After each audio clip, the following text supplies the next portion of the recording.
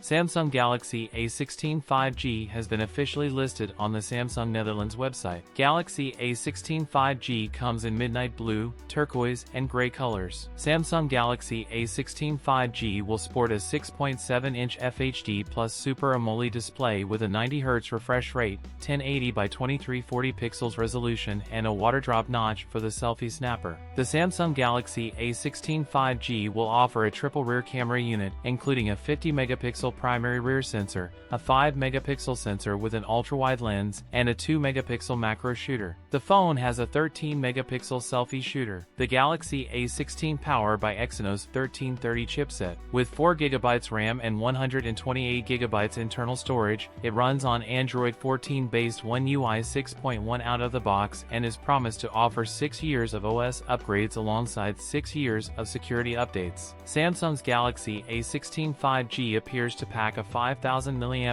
battery with support for 25W wired fast charging. The phone has an IP54 rated build for dust and splash resistance. The phone weighs 200 grams. Samsung's Galaxy A16 price tag of €249. That's it for today's video. If you enjoyed it, don't forget to like, comment, and subscribe for more content. Thanks for watching, and I'll see you in the next one.